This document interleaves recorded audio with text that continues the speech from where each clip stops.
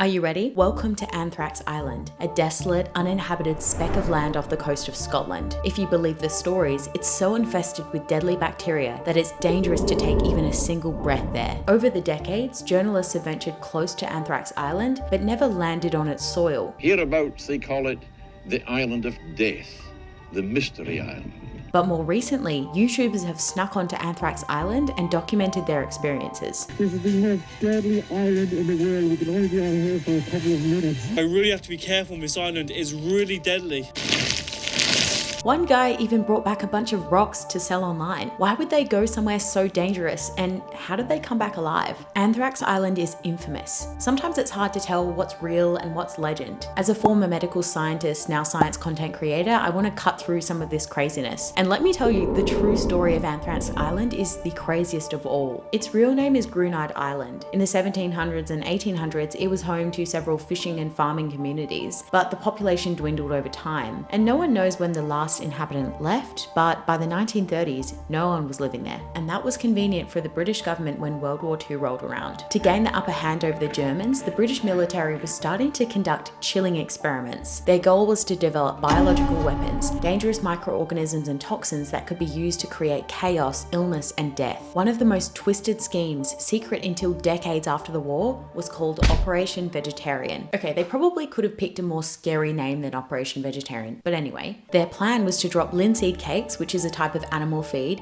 from plains across the German countryside, and the cattle that were grazing there would eat it. Doesn't seem too bad, except for the fact that the linseed cake would be laced with Bacillus anthracis, the bacterium that causes the deadly disease anthrax. You might have heard of anthrax before because it's a pretty scary biological weapon. Governments, terrorist groups, and twisted individuals have been using anthrax to instill fear and kill people since World War I. Most famously, there were those anthrax-laced letters that appeared in the US mail soon after 9/11. And why is anthrax so scary? Well, firstly, anthrax bacteria can take on a dormant form called a spore. And these spores can survive all sorts of conditions like dehydration, high temperatures, toxic chemicals, radiation. They can be easily stored and transported or even spread through a bomb. And they can remain in this dormant state for decades, possibly even centuries, which is kind of perfect for a biological weapon. Once the spores enter a more gentle environment, like the human body, they can quickly reactivate. Bacillus anthracis can easily evade our immune system, spread through our body, and reproduce itself. That means even if we take antibiotics, there's a good chance of dying. So yeah, Operation Vegetarian would cause countless German cattle to become infected with anthrax. And any people who ate that beef would potentially also get anthrax. This would kill a lot of people, cause general chaos,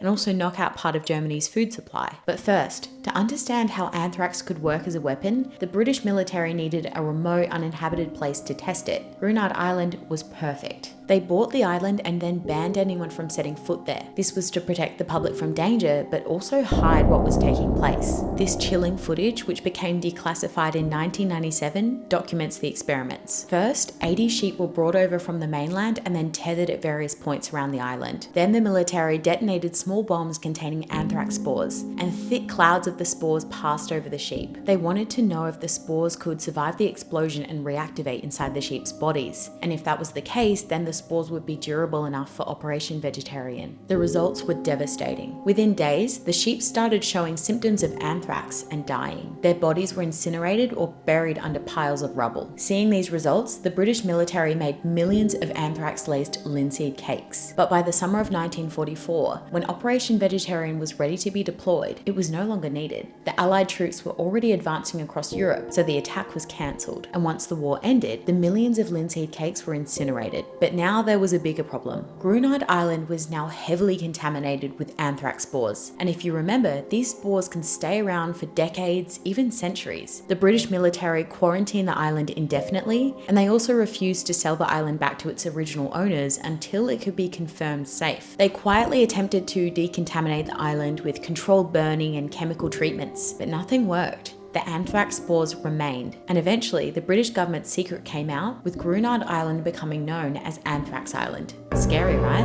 And even more scary when you see YouTubers coming to the island potentially breathing in the spores and selling rocks that might be contaminated. But there's another part to the story of Anthrax Island that these YouTubers aren't sharing. and that's Operation Dark Harvest. In 1981, Scottish newspapers started receiving mysterious anonymous letters with the heading Operation Dark Harvest. The letters demanded that the government decontaminate Anthrax Island. They also reported that the Dark Harvest Commandos, a team of local people and microbiologists, had already been to Anthrax Island, and they'd collected a whopping 140 kilograms of soil, which they threatened to leave at appropriate points. And that same day, a sealed package of soil was left outside a British military facility, the same facility where they initially developed Operation Vegetarian, and later testing confirmed that the soil contained anthrax spores. Several years later, potentially spurred on by Operation Dark Harvest, the British military tried to decontaminate Anthrax Island again, and this time they went hard. They killed the vegetation with herbicide and then burned it away, and then they sprayed the contaminated soil with a mixture of seawater and formaldehyde. And in some of the most heavily infected spots, they injected a concentrated mixture of formaldehyde